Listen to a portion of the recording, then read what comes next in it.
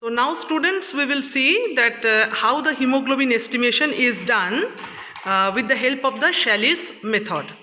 So you can see that Mr. Dhananjay, our lab technician, is performing the test. So first of all, what he is doing, he is taking the hemoglobin tube and drop by drop he is adding the 0.1 normal HCl. Yes, you can see that light shaking and light adding. You can see the how far it has been took. Yes. Now the pipetting will be done. You can see the sample in the test tube rack. The pipetting will be done and the collected blood will be dipped into the hemoglobin tube so that it can be mixed with the HCl. Carefully see the pipetting.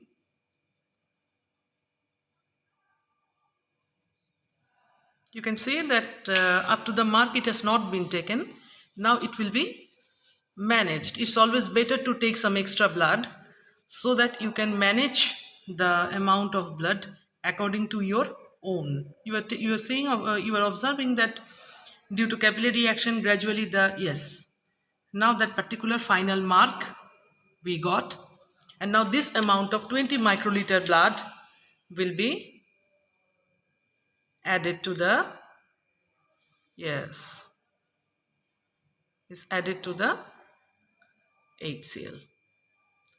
I think a bit of blow is required. Okay.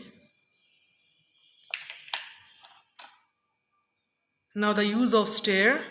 With the help of the stirring, it is stirred properly so that the HCl is mixed with the blood or the sample taken.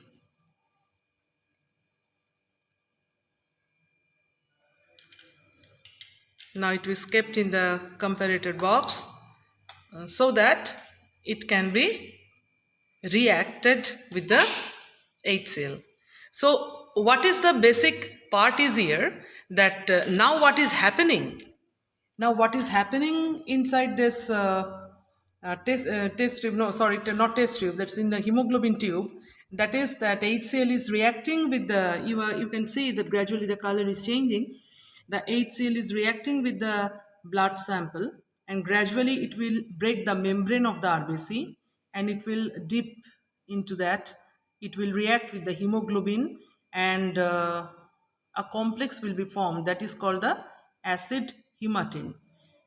And then we have to manage the color of the acid hematin. So let us keep it for 5 minutes.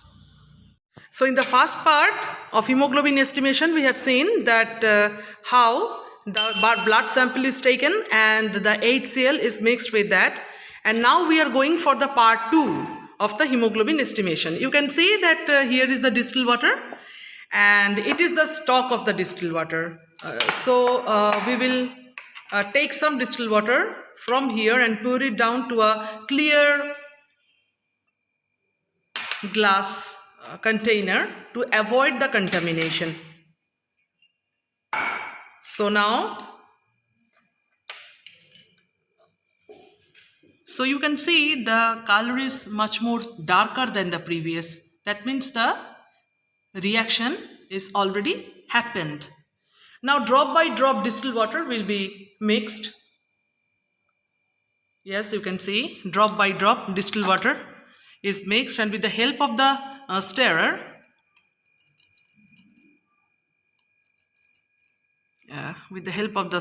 it is stirred, and the comparison of the color is seen in the background of the sunlight. You can say it's darker enough. That means much more distilled water is required.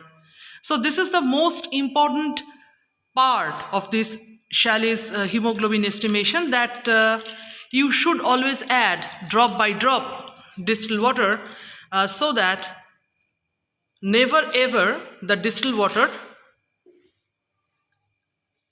Yes, you can see again that the color is still darker. That means much more distilled water is required. So Dhananjay is putting gradually drop by drop distilled water and mixing it properly. And see the way he is mixing. He is not putting the stirrer ups and downs. No, just like a mixer. Yeah, this is the way you have to mix.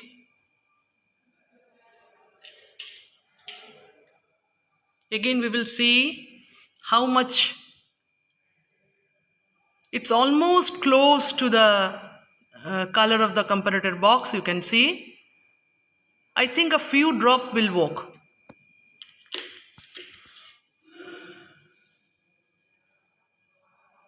Now you can see that from the previous drops, the amount of the drops is now lessened.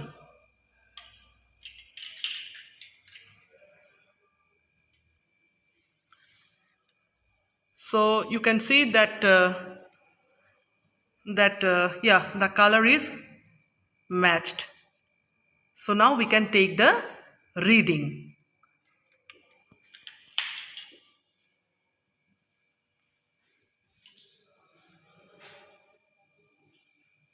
So what is the reading?